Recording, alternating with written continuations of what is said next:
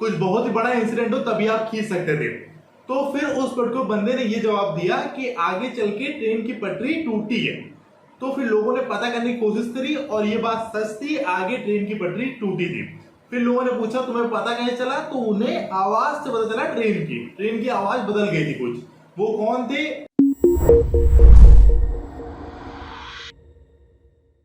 Hello everyone, it's your Ayush भैया। And यार आज आपको एक स्टोरी सुनाता हूँ। स्टोरी ये है कि एक बार एक आदमी ट्रेन से जा रहा था। अब वो ट्रेन से जा रहा था और एकदम से उसे कुछ ख्याल आया, उसने ट्रेन की चेन खींच दी। अब यार बाकी लोगों ने उससे पूछा कि तुमने ट्रेन की चेन क्यों खींची, क्योंकि यार पहले ट्रेन की चेन खींचना नॉर्मल नहीं होता था, ठीक है। कुछ बहुत ही बड़ा इंसिडेंट हो तभी आप खींच सकते थे। तो फिर उस पर्टिकुलर बंदे ने ये जवाब दिया कि आगे चल के ट्रेन की पटरी टूटी है। तो फिर लोगों ने पता करने की कोशिश करी और ये बात सच थी, आगे ट्रेन की पटरी टूटी थी। फिर लोगों ने पूछा तुम्हें पता कैसे चला, तो उन्हें आवाज से पता चला ट्रेन की आवाज बदल गई थी कुछ। वो कौन थे? उनका नेम था एम विश्वेश्वराया। उन्हीं की बर्थडे पर इंजीनियर्स डे मनाया जाता है आज का दिन, 15 सितंबर का दिन।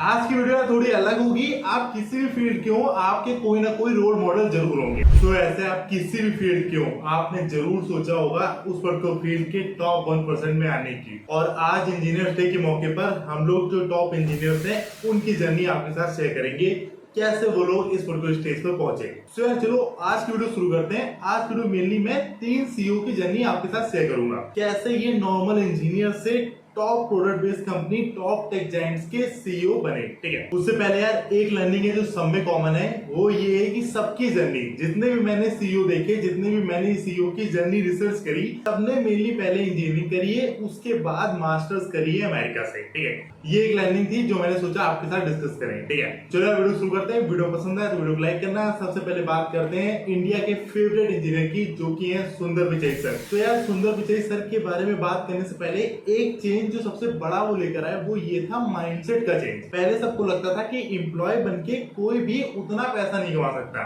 जो मेन पैसा कमाते हैं वो कमाते हैं बिजनेस वाले लोग, ठीक है। बट इन्होंने ये पूरी साइकोलॉजी, ये पूरी मेंटालिटी को चेंज कर दिया। एम्प्लॉय बनके मैं भी आपके साथ इनकी एनुअल इनकम भी शेयर करूंगा, ठीक है। तो आपको पता चलेगा कि आप एम्प्लॉय बनकर भी इतना पैसा कमा सकते हैं, और ट्रस्ट में बहुत ज्यादा पैसा है, ठीक है। तो यार एक ये मेंटालिटी शिफ्ट सर लाए थे, जो कि काफी जनरेशन तक याद किया जाएगा, ठीक है। तो यार सुंदर Pichai sir below middle class family के थे।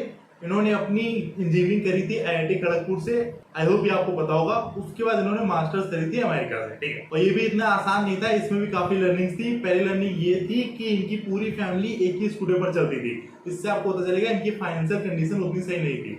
दूसरी ये कि जब इनको अमेरिका जाना था तो इनके पापा ने अपने पूरे साल की इनकम जोड़ के इनके अमेरिका का टिकट करवाया था, ठीक है। और थर्ड जो लर्निंग है वो ये है कि अमेरिका जाके एक बैग लेने के लिए इन्हें 1 मंथ तक पैसे जोड़ने पड़े थे। तो इससे आप समझ सकते हैं कितने मिडिल क्लास से भी नीचे फैमिली के थे ये, और इस पर टाइम पर कहां पर आई है, ठीक है। और इनकी प्रोफेशनल करियर सीधा गूगल से नहीं स्टार्ट हुआ था। तो पहले मैकेंसी कंपनी से कंसल्टेंसी से स्टार्ट करी थी इन्होंने, उसके बाद ही गूगल में आए थे, ठीक है। और गूगल में सीईओ कैसे बने उसकी भी बहुत बेहतरीन स्टोरी है।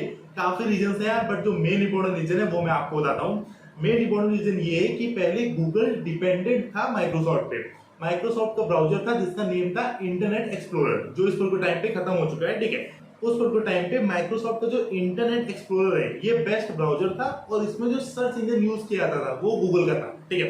तो सर ने ये देखा कि अगर माइक्रोसॉफ्ट अपने ब्राउजर से गूगल के सर्च इंजन को हटा दे तो गूगल बहुत सारे कस्टमर्स को लूज कर सकता है 1 सेकेंड में, ठीक है। और ये जो डिपेंडेंसी थी माइक्रोसॉफ्ट के ऊपर, ये उनको पसंद नहीं आई थी। तो उन्होंने ये सजेस्ट किया था कि हम लोग अपना एक ब्राउजर क्रिएट करते हैं, ठीक है, जिसको अब हम लोग क्रोम के नेम से जानते हैं। बट इनका ये आइडिया जो इनके सीनियर्स थे उनको पसंद नहीं आया। उन्हें ये लगा कि अभी तक उस पर टाइम पे इंटरनेट एक्सप्लोरर का काफी तगड़ा स्टेक था।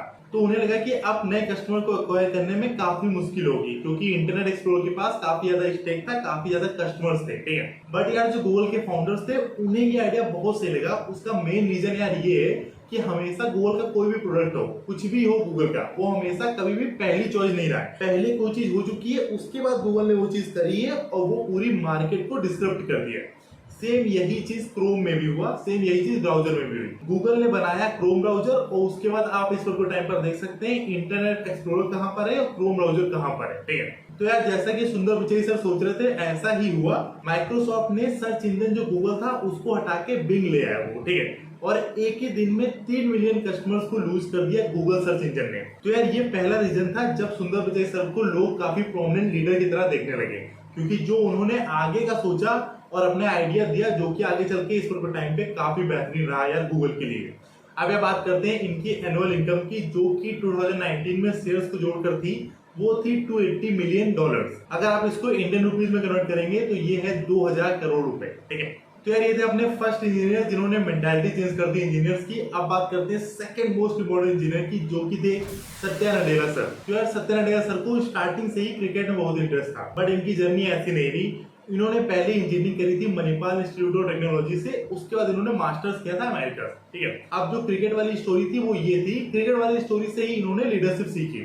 वो कैसे कि एक दिन उन्होंने ओवर किया, ये बॉलिंग कर रहे थे और एक ओवर इनका बहुत पिटा। ठीक है, फिर भी जो इनके कैप्टन था उसने इनको सेकंड ओवर दिया, दोबारा बॉलिंग करने के लिए बुलाया। ठीक है, बट ये चीज उनको हजम नहीं हो रही थी। उन्हें ये लगा कि उन्होंने इतनी खराब बॉलिंग करी, तब भी उनके कैप्टन ने उन्हें दोबारा क्यों बुलाया। तो उन्होंने अपने कैप्टन से पूछा कि आपने मुझे दोबारा बॉलिंग क्यों दी जब मैं इतनी खराब बॉलिंग कर रहा हूँ। तो उनके कैप्टन ने कहा कि अगर मैं अभी तुम्हें बॉलिंग ना देता तुम्हारा हमेशा के लिए कॉन्फिडेंस लूज हो जाता और ये हम लोग की टीम के लिए अच्छा ना होता।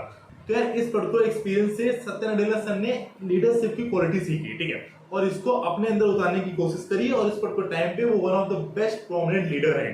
एंड यार वो बहुत ही हार्ड वर्किंग थे। उसके लिए एक स्टोरी ये है कि पहले वो अपनी लैब में रिसर्च करते थे और वहां पे एक बैग पाया। बैग किसने पाया? प्रोफेसर ने पाया, उनके कॉलेज में। तो उनके कॉलेज के प्रोफेसर ने ये पता किया कि जो सर थे सत्या नडेला सर, ये रिसर्च करते थे लैब में और उसी बैग में जो जमीन में पड़ा था उस पर सो जाते थे और फिर सुबह उठ के फिर यही उनकी साइकिल चलती थी। तो इससे आप समझ सकते हो कितना हार्ड वर्किंग थे। तो यार यही हार्ड वर्किंग और लीडरशिप की क्वालिटी से इस पर्टिकुलर टाइम पर वो माइक्रोसॉफ्ट के सीईओ हैं। और जब माइक्रोसॉफ्ट की हालत इतनी सही नहीं थी तब ये सीईओ बने थे और इस पर्टिकुलर टाइम पे माइक्रोसॉफ्ट टॉप टेक जायंट्स में टॉप 5 के अंदर आती है। ठीक है, एंड यार अगर सत्या नडेला सर की एनुअल इनकम की बात करी जाए तो वो है $349 मिलियन, जो कि इस पर्टिकुलर टाइम पर अगर आप कन्वर्ट करेंगे तो वो 343 करोड़ होगी। अब आप बात करते हैं third and most important engineer की, जिनकी स्टोरी मुझे बहुत पसंद है, जो कि अडोबी के सीईओ हैं, जिनका नेम है शांतनु नारायण सर। ठीक है, इनकी स्टोरी बहुत सही है। इन्होंने इंजीनियरिंग करी थी हैदराबाद के कॉलेज से, देन मास्टर्स किया था अमेरिका से, एंड इनका कोई मेन ऑब्जेक्टिव नहीं था अडोबी में जाने का। इन्होंने एक एप्लीकेशन बनाया था जिसका नेम था पिक्ट्रा। ठीक है, इन्होंने ट्राई किया कि वो एप्लीकेशन जो इन्होंने बनाया था वो बेच दिया जाए अडोबी को। तो ये गए पिच करने के लिए, जैसे शार्क टैंक में होता है, पिच करने के लिए ये गए अडोबी के को-फाउंडर्स के पास। बट जो अडोबी के को-फाउंडर्स थे उन्होंने इनकी पिच को रिजेक्ट कर दिया, इनकी डील को रिजेक्ट कर दिया। बट ये बंदे उन्हें बहुत सी लगी, तो अडोबी के जो को-फाउंडर्स थे उन्होंने जॉब ऑफर करी इनको, शांतनु नारायण सर को। ठीक है, तो इस तरह वो अडोबी में आए और फिर उनके हार्डवर्क की वजह से वो सीईओ बने। उसका जो मेन रीजन था, काफी रीजन थे, बट जो मेन था वो मैं आपको बताता हूँ। आपने सुना होगा अडोबी के काफी प्रोडक्ट्स होते हैं, काफी ज्यादा, काफी तगड़े तगड़े प्रोडक्ट्स होते हैं। बट पहले क्या होता था कि लोग अडोबी के प्रोडक्ट्स को ले लेते थे पर उनको अपग्रेड नहीं करते थे। ठीक है, अपग्रेड करने पर ही मेन पैसा कमाता अडोबी। ठीक है, बट वो चीज उस पर्टिकुलर टाइम पर लोग नहीं करते थे। तो शांतनु सर ने ये किया कि सब्सक्रिप्शन बेस्ड मॉडल लिया, जिसकी वजह से अडोबी की ग्रोथ काफी तगड़ी हुई। ये पहला रीजन था। दूसरा रीजन ये था, उन्हें पता था कि 98% प्रोफेशनल्स उनके सारे एप्लीकेशन, सारे टूल्स का इस्तेमाल करते हैं। ठीक है, और 2% पायरेसी होती है उनके प्रोडक्ट्स की। बट उन्होंने कभी भी अपने प्रोडक्ट्स की पायरेसी को रोकने का नहीं सोचा। क्यों? पहला फायदा ये कि नेटवर्क हो रहा है। ठीक है, जो लोग उनके प्रोडक्ट्स को नहीं खरीद पा रहे हैं, पहली चीज तो ये कि वो क्रिएटिव है और वो उनके प्रोडक्ट्स को यूज करना चाहते हैं। तो वो नेटवर्क हो रहा है उनके प्रोडक्ट्स का, माना गलत तरीके से हो रहा है बट हो रहा है। ठीक है, एक तरह से फ्री मार्केटिंग हो रही है। ठीक है, और दूसरा रीजन ये था यार कि जब ये लोग उनके टूल्स की मदद से सीखेंगे, उसके बाद किसी कंपनी में जाएंगे तो वहां पर अडोबी के ही टूल्स को रिकमेंड करेंगे। वहां पर जाके टूल्स के मेन वर्जन को खरीदेंगे सब्सक्रिप्शन बेस्ड मॉडल की मदद से और दूसरे लोगों को रिकमेंड भी करेंगे। ठीक है, तो यार ये बहुत ही जीनियस बिजनेस स्ट्रेटेजी थी जो कि उस टाइम पे काफी हिट रही थी यार। और इसकी वजह से आप आज तक देख सकते हैं अडोबी के प्रोडक्ट्स बहुत लोग यूज करते हैं। आज तक अडोबी के प्रोडक्ट्स पायरेट होते हैं, पायरेसी होती है इनके प्रोडक्ट्स की, और वो एक तरह से हेल्प ही करती है अडोबी एज ए ब्रांड को। ठीक है, तो ये इनका प्लान था कि कोई ऐसी पॉलिसी नहीं आएगी जो पायरेसी को रोके। और दूसरा प्लान ये था कि मेन कस्टमर जो 98% प्रोफेशनल्स हैं उन पर ध्यान देगी पूरी टीम, जिससे मेन रेवेन्यू जनरेट होगा। ठीक है, तो यार ये थे अपने टॉप 3 सीईओ आज के दिन के। बाकी ऐसे बहुत तगड़े सीईओ हैं जिनके बारे में आप पढ़ सकते हैं, जैसे कि IBM के सीईओ, एल्टो नेटवर्क के सीईओ, पराग अग्रवाल ट्विटर के, जो कि अभी बने रिसेंटली, ठीक है। तो ऐसे बहुत ही तगड़े सीईओ हैं। अगर आपको किसी और की स्टोरी चाहिए तो मुझसे करके बताना, मैं नेक्स्ट वीडियो उसके ऊपर बना दूंगा, ठीक है। एंड अगर इस पर वीडियो से आपको सीखे हो तो प्लीज इस पर वीडियो को लाइक कर देना, और अगर पसंद आई हो तो अपने दोस्तों के साथ शेयर करना, ठीक है। तो यार ये अपनी वीडियो थी, वीडियो को शॉर्ट रखा, टू द पॉइंट रखा। आई होप आपको पसंद आई होगी। तो यार चलो वीडियो को रैप अप करते हैं। चैनल पे नया होना, चैनल सब्सक्राइब करना, इस वीडियो को लाइक करना। मिलते हैं नेक्स्ट वीडियो में, तब तक के लिए चलते हैं।